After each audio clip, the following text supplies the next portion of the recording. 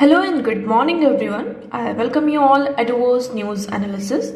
Today is 30 September 2023 and we are going to discuss important news and articles from The Hindu newspaper. So let's see what important news we got today to discuss. So before starting the video, for PDF join Telegram channel Edovos News Analysis. Link आपको description box में provided है. Make sure video को last तक देखें so that सारी important news आपकी यहाँ पर कवर हो. तो चलिए स्टार्ट करते हैं और देखते हैं आज हमें क्या क्या डिस्कस करना है.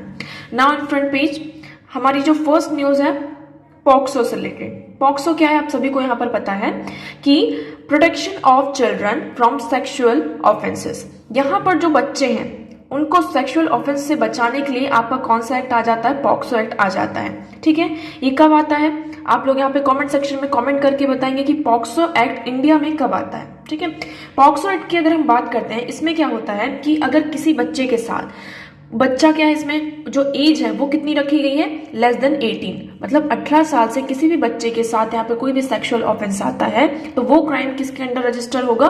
पॉक्सो के अंडर रजिस्टर होगा. और इसका जो पनिशमेंट है वो भी क्या है? बहुत ज्यादा हार्श है. लेकिन बहुत सारे केसेस हमें ऐसे देखने को मिल रहे थे, जैसे कि सबसे बड़ा जो आपका इशू आ रहा था चाइल्ड मैरिज का, कि बहुत सारी जो चाइल्ड मैरिजेस हो रही हैं वो उसमें जो लड़की होती थी उसकी जो एज होती है वो कितनी होती थी? 18 साल से कम होती थी. और उनके बीच में क्या होते थे? सेक्सुअल रिलेशन होते थे. मतलब अब वो कपल्स हो चुके हैं तो यहाँ पर सेक्सुअल रिलेशन होते थे.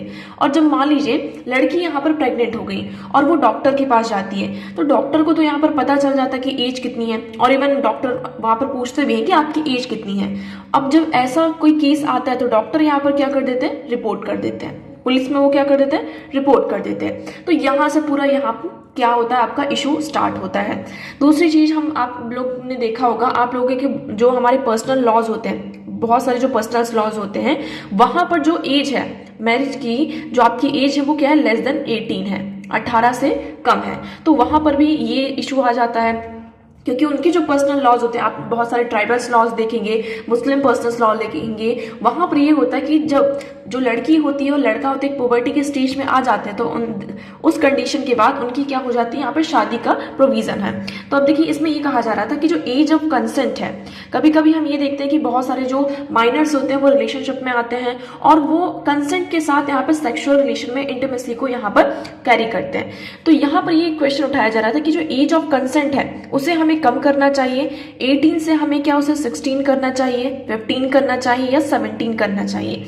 तो ये इशू उठ रहा था. अभी यहाँ पर 22nd law commission which is headed by justice Rituraj Awasthi के द्वारा इसको हेड किया जा रहा है. इन्होंने ये कहा कि ये जो एज ऑफ कंसेंट है वो स्टे रहना चाहिए, उसे चेंज नहीं करना चाहिए. हाँ, हम यहाँ पर क्या चीजें इन्वॉल्व कर सकते हैं, जैसे कि 16 to 18 ईयर के बीच में कोई भी टैक्टिक आता है आपका, है ना, कोई भी इशू आता है तो हम उस चीज को अलग तरीके से देख सकते हैं. सो आप लोग यहाँ पर देखेंगे POCSO act, the law commission said in the report made public on Friday. Instead it advise the introduction of guided judicial discretion while sentencing the case that involved the tactic approval of children in the 16 to 18 years age bracket. तो यहाँ पर 16 to 18 year age bracket में जितने भी cases आ रहे हैं उसे हम अलग तरीके से देखेंगे और उसके लिए यहाँ पर अलग टैक्टिक का यूज करेंगे. ओके, सो आई होप ये आपको यहाँ पर पॉक्सो से रिलेटेड और ये जो इशू था इससे रिलेटेड सारी चीजें यहाँ पर क्लियर होंगी. अब हम पॉक्सो के बारे में यहाँ पर देख लेते हैं. What is this POCSO? So POCSO है हमारा the protection of children from sexual offences act. ये एक्ट आपका आता है 2012 में, 14 नवंबर 2012 में. हम लोगों ने देखा कि इंडिया में बहुत ज्यादा क्या हो रहे थे, जो आपके चिल्ड्रन थे उनके अगेंस्ट में क्राइम हो रहे थे. तो उस चीज को यहाँ पर ध्यान में रखते हुए और यहाँ पर क्या होता है आपका UN convention on rights of child in 1992, इस कन्वेंशन को रेटिफाई करने के लिए इंडिया ने क्या किया था? 14 नवंबर 2012 में पॉक्सो एक्ट को यहाँ पर लेकर आए थे. ओके, इसका एम क्या था? The aim of this special law is to address offence of sexual exploitation, sexual abuse of children which were either not specifically defined और इन एडुकेटली पेनलाइज. तो यहाँ पर जो भी सेक्सुअल एक्सप्लॉयटेशन होता है, सेक्सुअल अब्यूज होता है बच्चों के साथ, उससे मतलब वो कहीं भी आप देखेंगे स्पेसिफिकली आपका क्या है? डिफाइन नहीं है कि व्हाट इज दिस. तो उस चीज को यहाँ पर एड्रेस करने के लिए इस लॉ को लेकर आया गया है. ओके, अब हम कुछ फीचर्स की बात कर लेते हैं इस लॉ की। तो ये फीचर आपका पहला फीचर क्या जाता है कि ये आपका एक जेंडर न्यूट्रल लॉ है। जेंडर न्यूट्रल लॉ मतलब कि any person under the age of 18। इसमें ऐसा नहीं लिखा गया कि ये जो लॉ है ओनली फॉर गर्ल्स या फिर ओनली फॉर बॉयज है। कोई भी बच्चा है, कोई भी पर्सन है, कोई भी चाइल्ड है और वो अंडर 18 है तो यहाँ पर ही आपका पॉक्सो एक्ट क्या होता है, स्टैब्लिश हो जाता है। नेक्स्ट है आपका not reporting abuse is an offence. अगर आप लोगों को पता है कि आपके आसपास किसी माइनर के साथ क्या हो रहा है, सेक्सुअल ऑफेंस हो रहा है या फिर कोई अब्यूज हो रहा है, आपको ये चीज पता है लेकिन आपने इसकी रिपोर्टिंग नहीं की, तो आप भी क्या आ जाते हैं, इस लॉ के अंडर पनिशेबल माने जाएंगे। ठीक है, तो ये भी दूसरा इसका प्रोविजन है।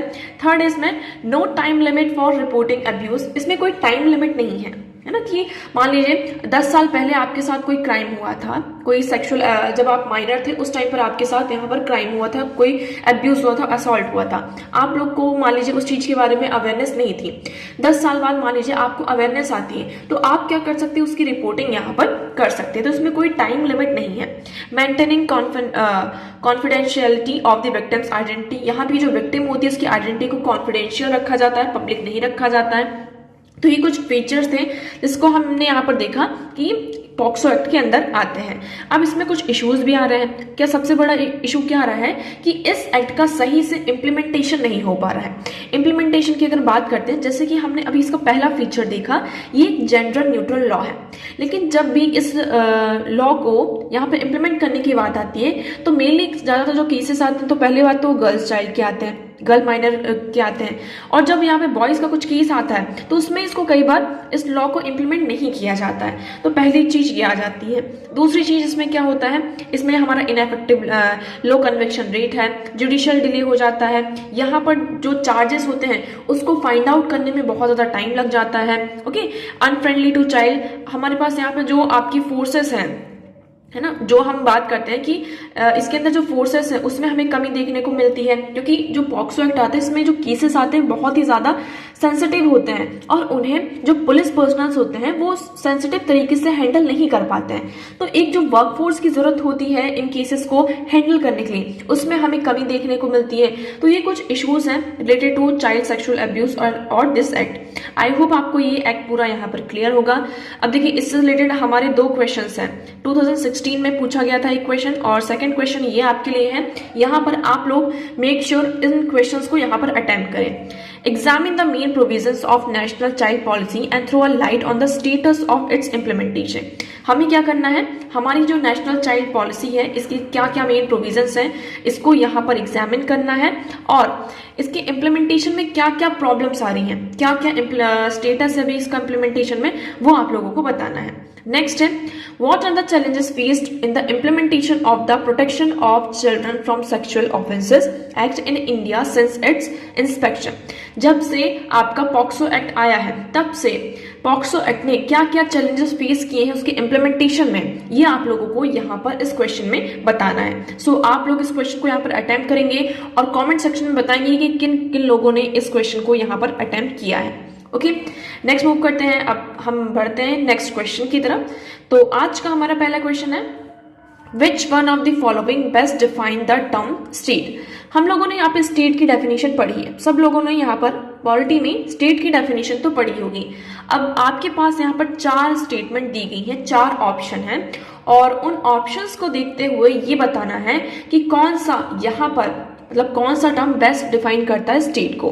फर्स्ट क्या है, a community of persons permanently occupying a definite territory independent of external control and possessing and organised government. यहाँ पर पहला क्या है कि आपके पास क्या है, एक डिफाइंड टेरिटरी है और इंडिपेंडेंट ऑफ एक्सटर्नल कंट्रोल, यहाँ पर किसी भी बाहर वाले का हमारे ऊपर कंट्रोल नहीं है। ओके, और हमारे पास क्या है, एक ऑर्गेनाइज्ड गवर्नमेंट है। तो क्या ये चीज मतलब कि ये जो चीज है, हमने जो स्टेटमेंट पढ़ी, ये स्टेटमेंट हमारी स्टेट को पूरी तरीके से डिफाइन कर रही है या नहीं कर रही है। तो ये स्टेटमेंट करेक्ट होगा, ये इनकरेक्ट आपको बताना है। Second statement is saying a politically organised people of a definite territory.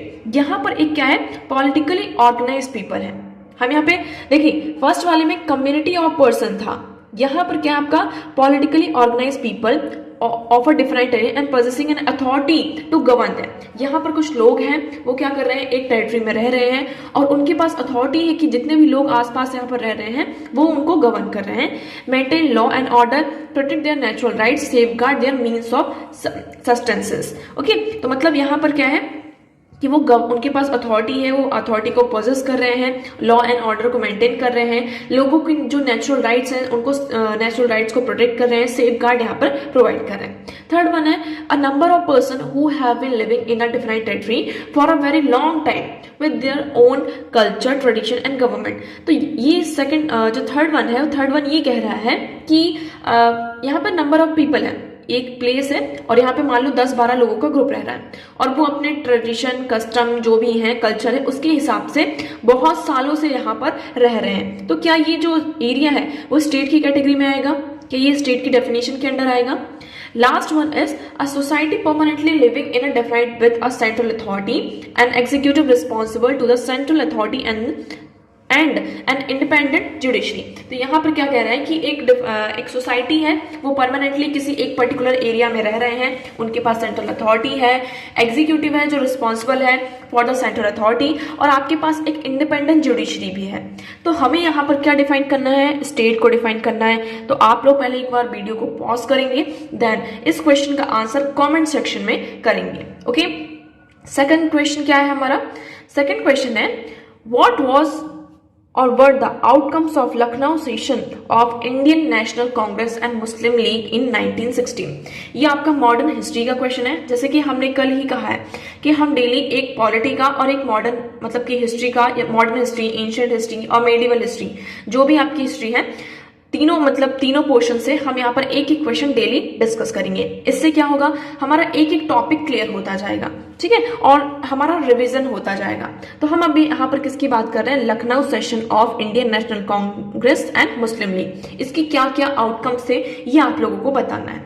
आपके पास 4 स्टेटमेंट है। First one is a joint resolution of the 2 parties to work on a joint scheme of constitutional reforms. यहाँ पर क्या है, एक joint statement आया है और दोनों पार्टीज क्या करेंगे कि एक साथ यहाँ पर काम करेंगे और कॉन्स्टिट्यूशनल रिफॉर्म्स करेंगे। पहला स्टेटमेंट ये है। सेकंड है Congress acceptance of separate electorate. क्या कांग्रेस ने यहाँ पर सेपरेट जो इलेक्टोरेट्स थे उसको यहाँ पर एक्सेप्ट किया था। थर्ड वन क्या है हमारा? Temporary merger of Muslim League and Indian National Congress. क्या टेम्पररी बेसिस पर मुस्लिम लीग और इंडियन नेशनल कांग्रेस यहाँ पे मर्ज हो गई थी। लास्ट वन है return of the some extremist back into Congress. कुछ एक्सट्रीमिस्ट थे यहाँ पर जो फिर से कांग्रेस को क्या करते हैं, यहाँ पे ज्वाइन करते हैं, उसमें बैक आ जाते हैं। तो क्या क्या यहाँ पर आउटकम्स थे हमारे लखनऊ सेशन की, ये आप लोगों को कमेंट सेक्शन में बताना है। 1, 2 and 3, 2, 3 and 4, 2 and 4 only 2।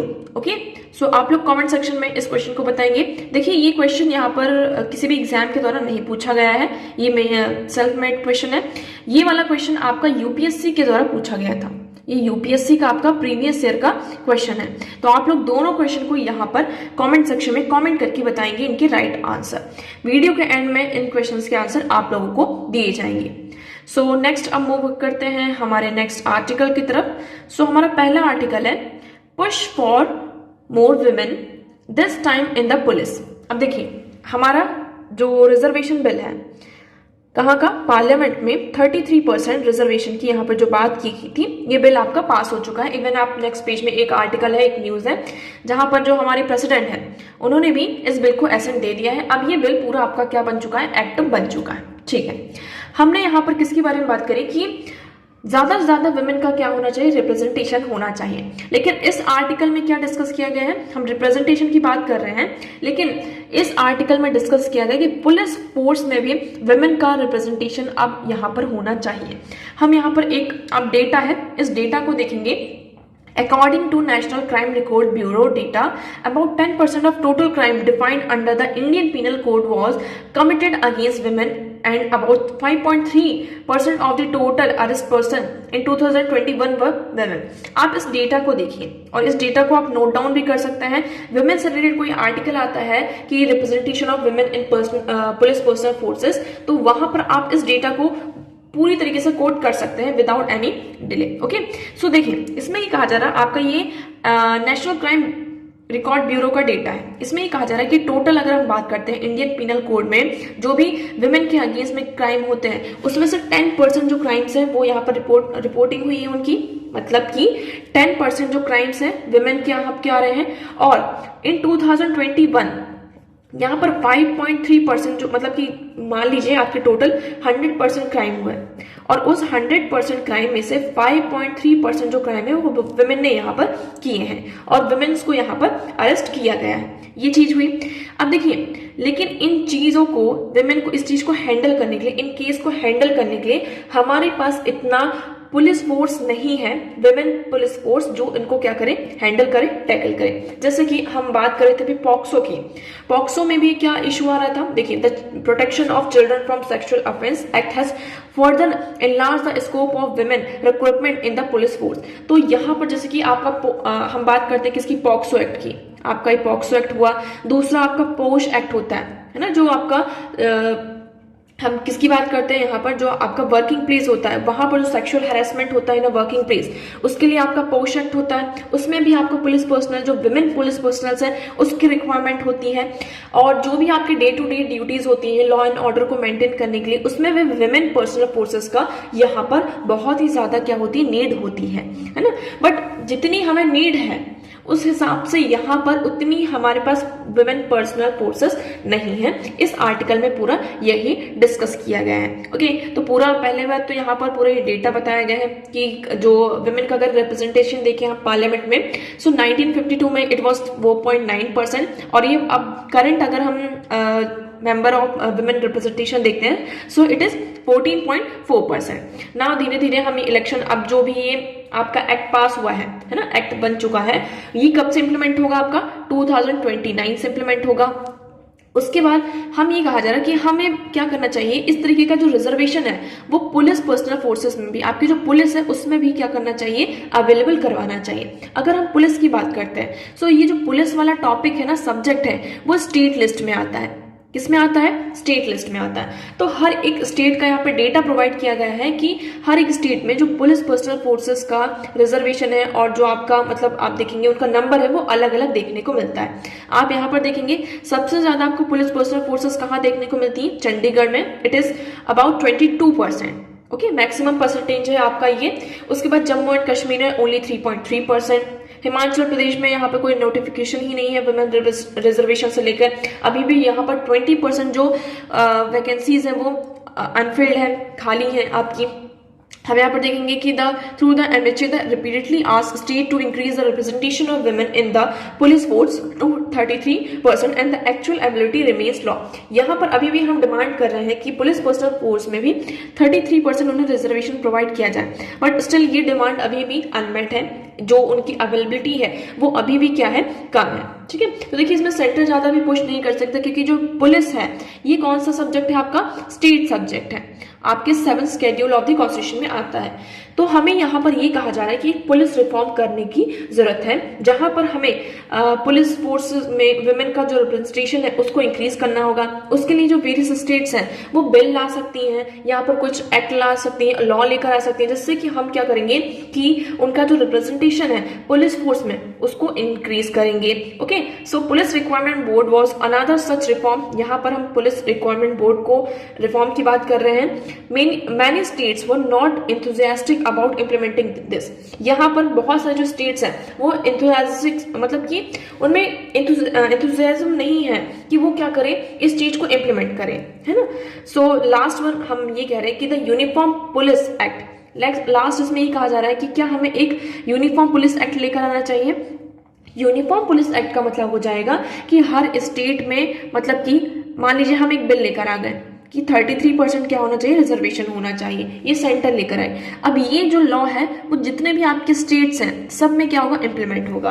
तो इसी की बात की जा रही है कि क्या हमें यूनिफॉर्म पुलिस एक्ट लेकर आना चाहिए for the entire country, may help the centre framing uniform standard for women police also. Every state should also have an requirement board to ensure requirement on a regular basis. Taking a step forward, a special drive should be launched by all state and union territories to require more women and increase their representation in the police force. तो उसमें ये कहा जा रहा है या तो हम यूनिफॉर्म पुलिस एक्ट लेकर आए कि कंट्री में सारी पुलिस के लिए एक लॉ होगा, ठीक है, या फिर जितने भी आपके स्टेट्स हैं, यूनियन टेरिटरीज हैं, वहां पर जो रिक्वायरमेंट बोर्ड्स हैं, तो वो इंश्योर करें कि यहाँ पर रेगुलर बेसिस पर क्या हो, विमेन का पुलिस पर्सनल फोर्स में रिक्वायरमेंट हो।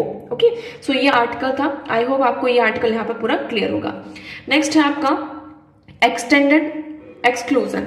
एक्सटेंड आप लोगों ने मतलब कि इस न्यूज को पढ़ा है कि मणिपुर में जो स्टेट असेंबली है, वहां स्टेट गवर्नमेंट ने क्या किया है, जो आफ्सपा है आपका, आफ्सपा का जो मतलब टाइम पीरियड है उसको एक्सटेंड कर दिया है। लेकिन ये सब कहां पर किया है?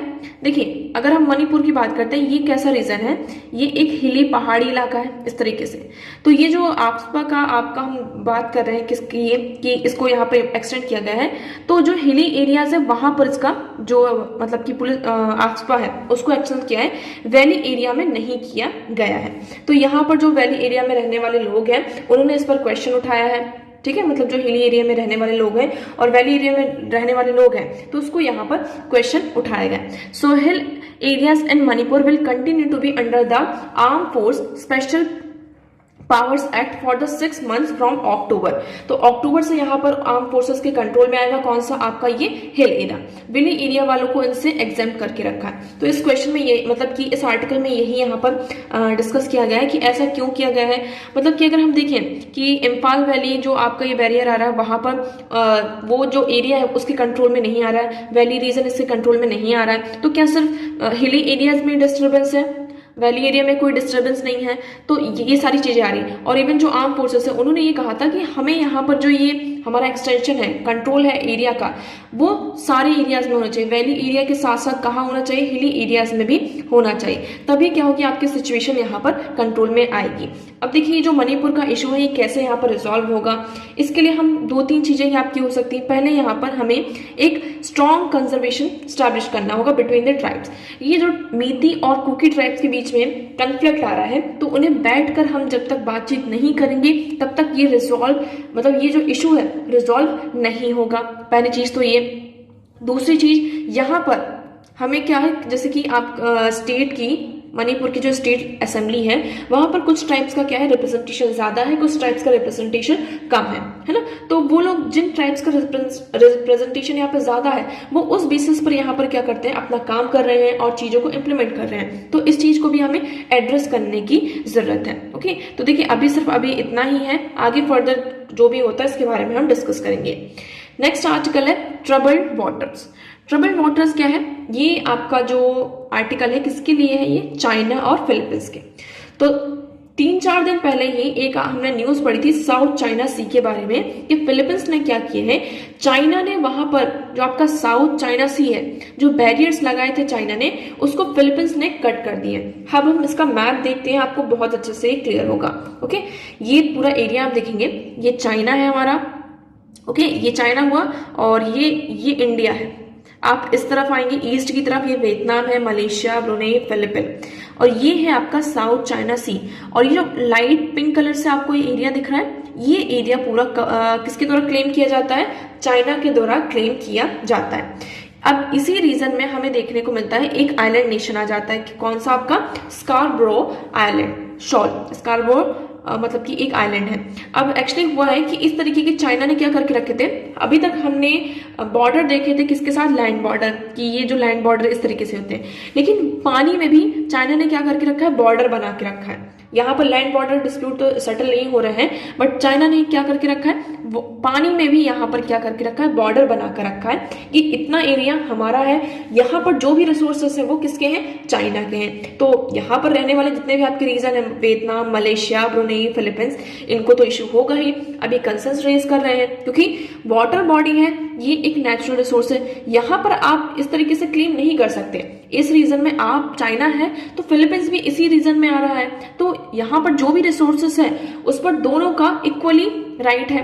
ओके, सो इस तरीके की जो बैरियर्स आप लोगों को दिख रहे हैं, ये बैरियर्स लगा के रखे थे। और अभी कुछ दिनों पहले ही फिलीपींस ने यहाँ पर मतलब कि उनका एक प्रेसिडेंशियल ऑर्डर आया था जिस बेसिस पर इन बैरियर्स को कट किया गया है। और चाइना ने अभी क्या कहा है कि आपने ये जो बैरियर्स को कट किए हैं, अब इसमें चाइना एक स्ट्रॉन्ग एक्शन लेगा। तो ये पूरा आपका इशू यहाँ पर आ जाता है। So China and Philippines should desist from the raising the risk in South China Sea. तो साउथ चाइना सी में यहाँ पर अभी ये इशू चल रहा है। फर्दर अब देखिए ये इशू आगे बढ़ेगा, फिर किसका इन्वॉल्वमेंट होगा यहाँ पर, यूएसए का होगा, उसके साथ साथ फिर यहाँ पर इंडिया का भी इन्वॉल्वमेंट कहीं ना कहीं तो हमें देखने को मिलेगा ही। ओके, सो अभी इसमें इतना ही है। फर्दर हम देखते हैं कि सामने क्या रिजल्ट निकल कर हमारे लिए आता है।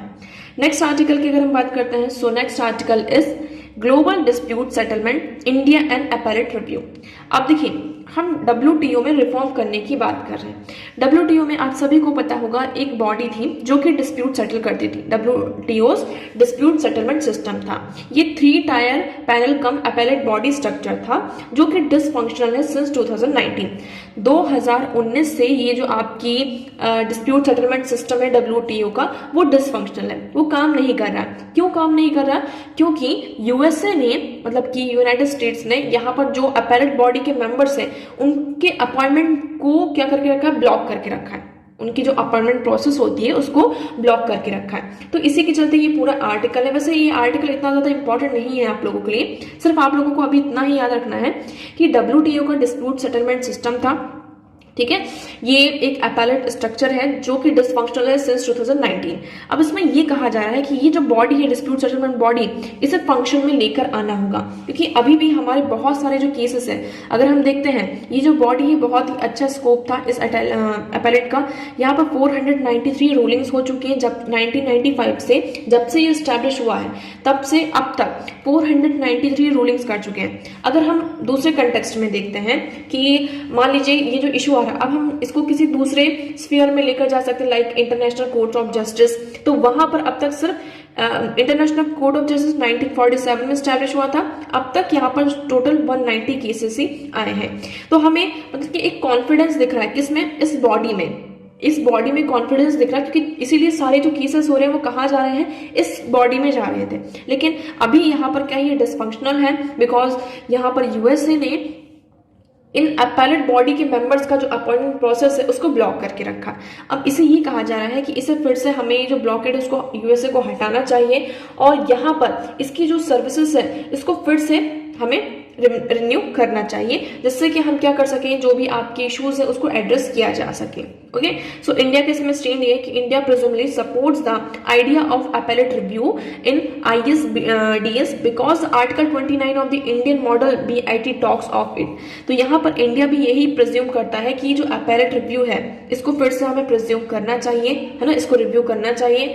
सो India will have to take a stand on this issue as a part of ongoing investment treaty negotiation with European Union. तो इसमें इंडिया का स्टैंड इस इशू में इसलिए है क्योंकि अभी हमारी एक इन्वेस्टमेंट ट्रीटी नेगोशिएशंस हो रहे हैं यूरोपियन यूनियन के साथ, which is champion the creation of appellate review mechanism for investment dispute, जिसमें हम यहाँ पर किसकी बात कर रहे हैं कि हम एक अपैरेट रिव्यू मैकेनिज्म को लेकर आएंगे, जो भी इसको क्रिएट करेंगे जिससे जो भी हमारे इन्वेस्टमेंट डिस्प्यूट्स हैं उसको रिजॉल्व किया जाएगा। Okay, so India should also push for the restoration of WTO appellate body towards achieving the goal of fully and well functioning dispute settlement system at the WTO। तो India को ये भी कहा जा रहा है कि इंडिया को पुश करना चाहिए कि वो WTO को जो appellate body स्ट्रक्चर है ना, उसको रिस्टोर किया जाए, क्योंकि तभी WTO क्या होगा, एक well function dispute settlement system की तरह सामने हमें नजर आता हुआ दिखाई देगा। ओके, तो आई होप आपको ये आर्टिकल यहाँ पर क्लियर होगा। अब नेक्स्ट मूव करते हैं, हमारा नेक्स्ट आर्टिकल है आज का, जैसे कि हमने बात किया था। So president grant assent to women's quota bill. आपका जो ये विमेंस कोटा बिल था उस 33% जो रिजर्वेशन की हम बात कर रहे थे, इस बिल को यहाँ पर हमारे प्रेसिडेंट की एसेंट मिल चुके हैं। अब ये बिल आपका क्या बन चुका है, एक्ट बन चुका है। इसका इम्प्लीमेंटेशन कब होगा आप सभी को पता है, 2029 से जो हमारे नेक्स्ट इलेक्शन होंगे तब से ये जो एक्ट है आपका इम्प्लीमेंट होगा। नेक्स्ट हम बात करते हैं Afghan consults counter embassy decisions to shut down. देखिए अफगानिस्तान आप सभी को पता है, ओके, अफगानिस्तान में आप सभी को पता है कि जितने भी मतलब कंट्रीज होती हैं उनकी एम्बेसीज एक कंट्री से दूसरी कंट्री में, फॉरेन कंट्रीज में होती हैं। अब अफगान की जो एम्बेसी थी, अब उनका ये डिसीजन है कि वो उसको, इंडिया में जो एम्बेसी थी उसको शट डाउन किया जाएगा, क्योंकि उनका जो वीज़ा है उसको एक्सटेंड नहीं किया जा रहा है। इन्होंने पूरा ये नोट यहाँ पे क्रिटिसाइज करके एक तरीके से जो इंडियन गवर्नमेंट है उसको यहाँ पे क्रिटिसाइज भी किया है कि जो इंडियन गवर्नमेंट है, मिनिस्ट्री ऑफ एक्सटर्नल अफेयर्स, उनका जो वीजा है उसको एक्सटेंड नहीं कर रहे हैं। So the note had criticised ministry of external affairs for refusing the respond to appeals for support as well as not extending diplomatic visas for diplomats. तो यहाँ पर जो अफगान के डिप्लोमेट्स थे उनका जो वीजा है उसको एक्सटेंड नहीं किया जा रहा, ओके, और उनको यहाँ पर जो भी रिसोर्सेज हैं वो प्रोवाइड नहीं किए जा रहे। सो रिसोर्सेज का बहुत ज्यादा क्रंच हो रहा है। ड्यू टू दैट यहाँ पर जो अफगान की एम्बेसी है उसको इंडिया में अब वो शट डाउन होगी, ओके। अब इससे एक तरीके से ये है कि एक डिप्लोमेटिक फ्रिक्शन देखने को मिल रहा है ना। एक तरीके से ये है कि हम क्या करने जा रहे हैं कि जो तालिबान गवर्नमेंट है उसको रिकॉग्नाइज कर रहे हैं। तो देखिए अभी तक हाल ही फिलहाल में अगर आप देखें तो कोई भी गवर्नमेंट ने यहाँ पर जो तालिबान है उसको लेजिटिमेट अथॉरिटी नहीं माना है काबुल की। बट धीरे धीरे ऐसा कहा जा रहा है कि शायद आने वाले टाइम पर उसे भी क्या किया जाए, एक लेजिटिमेट अथॉरिटी यहाँ पर रिकॉग्नाइज किया जाए। तो ये हमारे लिए क्या हो सकती है, प्रॉब्लम हो सकती है। यहाँ पर जो 25,000 से ज्यादा अफगानिस्तान जो रिफ्यूजीज हैं उनको यहाँ पर क्या होगा, इन फ्यूचर में उनको प्रॉब्लम हो सकती है। इवन अफगानिस्तान में भी उनको प्रॉब्लम हो सकती है। So in addition many like Russia, China, Pakistan and some Central Asian countries have allowed the Taliban to appoint acting ambassador in their capital. यहाँ पे बहुत सारे मतलब कि जो नेशन है, रशिया, चाइना, पाकिस्तान और सेंट्रल एशियन कंट्रीज ने तालिबान की जो एक्टिंग एम्बेसडर्स हैं उनको अपने कैपिटल में क्या किया है, एक तरीके से कह सकते हैं अलाउ किया है कि वो क्या कर सकते हैं, उनकी रीजन में कंट्री में आकर एज ए एक्टिंग एम्बेसडर की तरह काम कर सकते हैं। तो एक तरीके से ये क्या हो रहा है, हम जो नेशंस हैं वो तालिबान को एज अ गवर्नमेंट, अफगानिस्तान की जो गवर्नमेंट है उसको रिकॉग्नाइज करने की बात की जा रही है, ओके। नेक्स्ट है हमारा, so next article is hot dry August lift core sector growth to a 14-month high. यहाँ पर हम किसकी बात कर रहे हैं, कोर सेक्टर की बात कर रहे हैं। तो कोर सेक्टर में अभी हमें ग्रोथ देखने को मिली है इन द अगस्त में। So all 8 industries in the core sector log growth for a second month signalling an up trend in a border industrial production. तो हमारी जो 8 कोर सेक्टर इंडस्ट्रीज है उसमें हमें क्या देखने को मिली है, सेकेंड मंथ में, मतलब कि जो हमारा सेकेंड टाइम का मंथ है अगस्त में, हमें ग्रोथ देखने को मिली। सो हम देखेंगे प्रोविजनल कोर आउटपुट रोज 2.5%। यहाँ पर जुलाई से हमारा कितना ज्यादा हुआ है, 2.5% ग्रोथ देखने को मिली है। इलेक्ट्रिसिटी यहाँ पर उसका जो आउटपुट है उसमें भी ग्रोथ देखने को मिली है। उसके साथ साथ यहाँ क्योंकि रेन की कमी हो रही, बारिश की कमी हो रही, पानी कम हो रहा है, बारिश कम हो रही है, इससे क्या हो रहा है, टेम्परेचर इंक्रीज हो रहा है। तो इलेक्ट्रिसिटी की डिमांड तो ऑफकोर्स बढ़ेगी, तो उससे क्या हो रहा है कि हमें इन इंडस्ट्रीज में भी क्या हो रही है, डिमांड ज्यादा बढ़ रही है। स्टील का प्रोडक्शन भी यहाँ पे बढ़ा है 10.9%। The slowest pace in a 10 month steel double digit growth. तो अब तक में अभी हमारी स्टील प्रोडक्शन में डबल डिजिट ग्रोथ रही है। अभी कोर सेक्टर कौन कौन सी, इसके बारे में हम देख लेते हैं। सो कोर सेक्टर इंडस्ट्रीज की बात करते हैं। सो आपकी टोटल यहाँ पे 8 कोर सेक्टर इंडस्ट्रीज हैं। इन्हीं सेक्टर से हम क्या कर सकते हैं, ये इंडस्ट्रीज को हमने बेस माना है।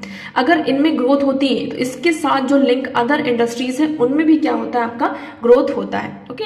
सो coal, electricity, crude oil, cement, natural gas, steel, refinery products, fertilisers. तो ये आपके टोटल 8 कोर सेक्टर्स हैं। इनका जो ऑर्डर है आप देखेंगे क्या है। पहला, सबसे पहले जो वेटेज दी जाती है वो रिफाइनरी प्रोडक्ट्स को दी जाती है, then electricity, steel, coal, crude oil, natural gas, cement and fertilisers.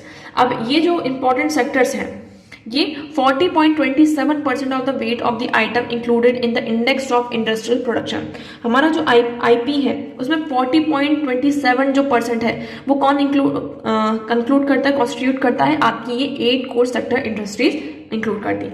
मतलब कि जो आपका आईआईपी क्या है, आईआईपी में यहाँ पे जितनी भी इंडस्ट्रीज है कितनी कैसी ग्रोथ हो रही है इस चीज का पूरा इंडेक्स निकालती है। तो उस इंडेक्स में 40.27% जो वेटेज है वो किसको दी जाती है, आपकी कोर इंडस्ट्रीज को दी जाती है, ओके।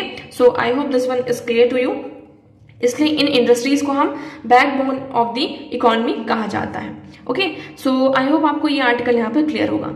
अब चलिए मूव करते हैं अब क्वेश्चन की तरफ। तो हमारा क्वेश्चन क्या था आज का, which one of the following best define the term state. अगर आप लोगों ने स्टेट की यहाँ पर डेफिनेशन पढ़ी होगी, लक्ष्मीकांत अगर आप लोगों ने पढ़ी है, उसमें सबसे पहले ही कहा गया है स्टेट को यहाँ पर 4 चीजें आपकी आ जाती है। एक डिफाइनाइट टेरिटरी है ना, एक आपकी क्या होती है, एक definite territory, independent government, sovereignty है ना, और आपके यहाँ पे सिटीजन्स होते हैं। तो इसमें से हम अगर बात करते हैं स्टेट की, आप डेफिनेशन यहाँ पर देखेंगे। So, state is a community of person permanently occupying a definite portion of territory, independence of external controls and possessing an organized government. So, यहाँ से हमारा जो स्टेटमेंट ए है ना, फर्स्ट स्टेटमेंट आपका यहाँ से करेक्ट हो जाता है। सेकंड की बात करते हैं, सेकंड क्वेश्चन है हमारा, what were the outcomes of the Lucknow sessions of Indian National Congress and Muslim League in 1916? Okay, तो इसमें हमारा राइट ऑप्शन हो जाता है ऑप्शन सी 2 और 4।